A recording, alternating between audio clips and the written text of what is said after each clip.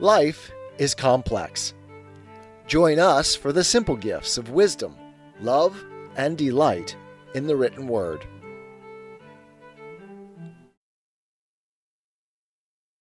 The Federalist Papers. Federalist number 31. Concerning the General Power of Taxation. Continued. By Alexander Hamilton. To the people of the state of New York. In disquisitions of every kind, there are certain primary truths, or first principles, upon which all subsequent reasonings must depend. These contain an internal evidence which, antecedent to all reflection or combination, commands the assent of the mind. Where it produces not this effect, it must proceed either from some defect or disorder in the organs of perception, or from the influence of some strong interest or passion or prejudice. Of this nature are the maxims in geometry, that, quote, the whole is greater than its part. Things equal to the same are equal to one another. Two straight lines cannot enclose a space, and all right angles are equal to each other. Of the same nature are these other maxims in ethics and politics, that there cannot be an effect without a cause, that the means ought to be proportioned to the end, that every power ought to be commensurate with its object, that there ought to be no limitation of a power destined to effect a purpose which is itself incapable of limitation.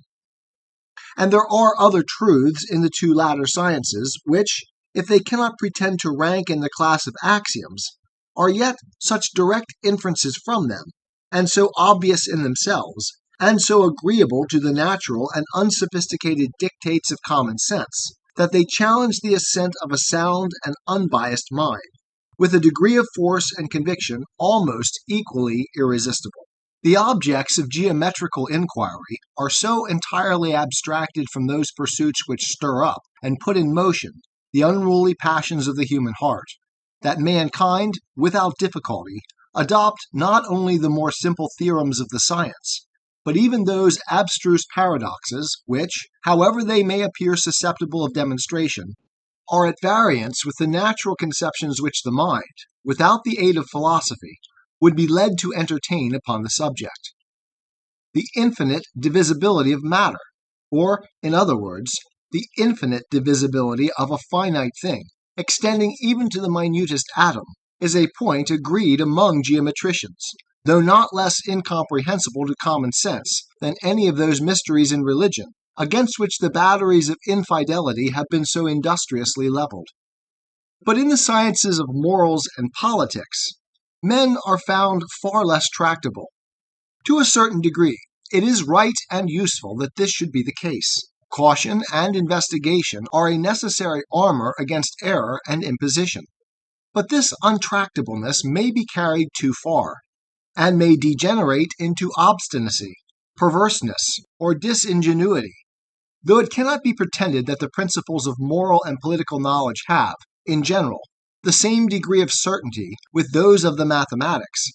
Yet they have much better claims in this respect than, to judge from the conduct of men in particular situations, we should be disposed to allow them. The obscurity is much oftener in the passions and prejudices of the reasoner than in the subject. Men, upon too many occasions, do not give their own understandings fair play, but, yielding to some untoward bias, they entangle themselves in words and confound themselves in subtleties. How else could it happen, if we admit the objectors to be sincere in their opposition, that positions so clear as those which manifest the necessity of a general power of taxation in the government of the Union should have to encounter any adversaries among men of discernment? Though these positions have been elsewhere fully stated, they will perhaps not be improperly recapitulated in this place, as introductory to an examination of what may have been offered by way of objection to them. They are, in substance, as follows.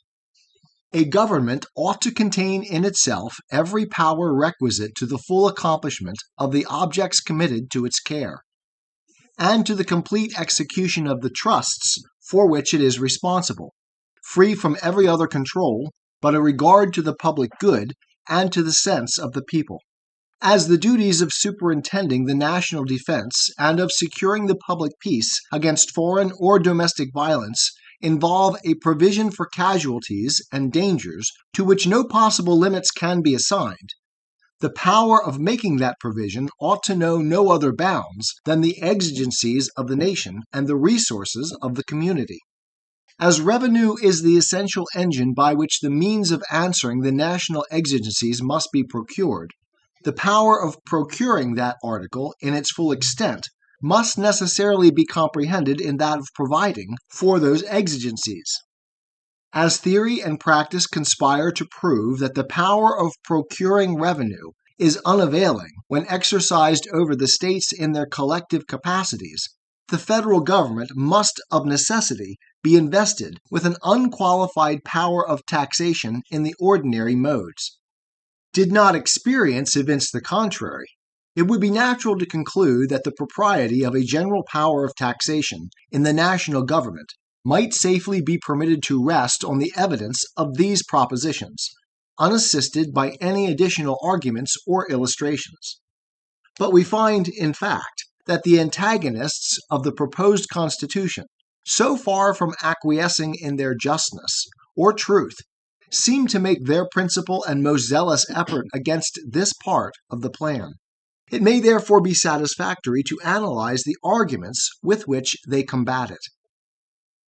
Those of them which have been most labored with that view seem in substance to amount to this: quote, "It is not true, because the exigencies of the Union may not be susceptible of limitation, that its power of laying taxes ought to be unconfined. Revenue is as requisite to the purposes of the local administrations as to those of the Union, and the former are at least of equal importance with the latter to the happiness of the people. It is, therefore, as necessary that the state governments should be able to command the means of supplying their wants, as that the national government should possess the like faculty in respect to the wants of the Union.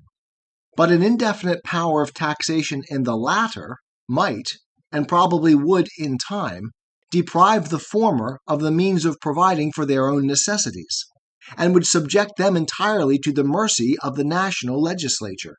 As the laws of the Union are to become the supreme law of the land, as it is to have power to pass all laws that may be necessary for carrying into execution the authorities with which it is proposed to vest it, the national government might at any time abolish the taxes imposed for state objects upon the pretense of an interference with its own. It might allege a necessity of doing this in order to give efficacy to the national revenues. And thus all the resources of taxation might by degrees become the subjects of federal monopoly, to the entire exclusion and destruction of the state governments." End quote. This mode of reasoning appears sometimes to turn upon the supposition of usurpation in the national government. At other times, it seems to be designed only as a deduction from the constitutional operation of its intended powers.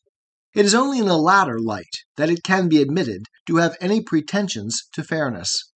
The moment we launch into conjectures about the usurpations of the federal government, we get into an unfathomable abyss, and fairly put ourselves out of the reach of all reasoning.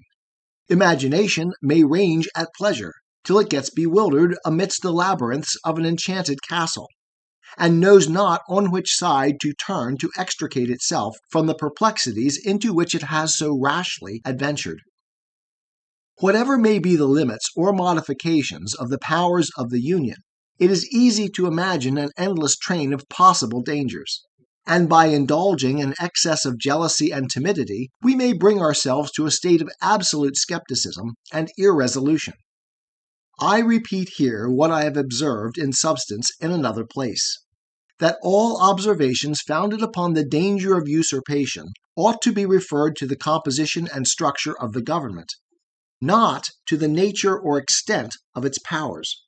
The state governments, by their original constitutions, are invested with complete sovereignty. In what does our security consist against usurpation from that quarter?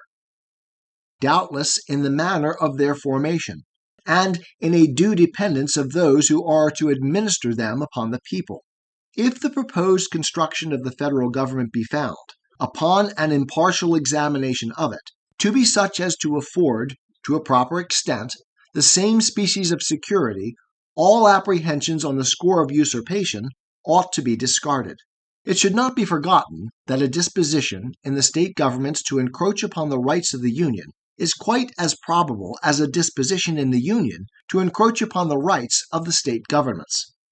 What side would be likely to prevail in such a conflict must depend on the means which the contending parties could employ toward ensuring success.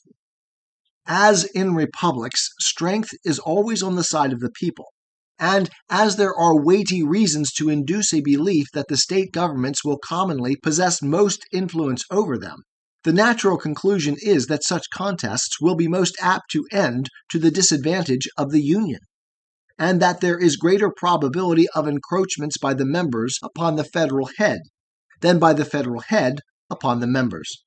But it is evident that all conjectures of this kind must be extremely vague and fallible, and that it is by far the safest course to lay them altogether aside, and to confine our attention wholly to the nature and extent of the powers as they are delineated in the Constitution. Everything beyond this must be left to the prudence and firmness of the people, who, as they will hold the scales in their own hands, it is to be hoped, will always take care to preserve the constitutional equilibrium between the general and the state governments. Upon this ground, which is evidently the true one, it will not be difficult to obviate the objections which have been made to an indefinite power of taxation in the United States. Publius. 'Tis the gift to be simple, 'tis the gift to be free, 'tis the gift to come down where we ought to be, and when we find ourselves in the place just right, 'twill be in the valley of love and delight. When true simplicity is gained, to bow and to bend, we will not be ashamed. To turn will be our delight, till by turning, we come round right.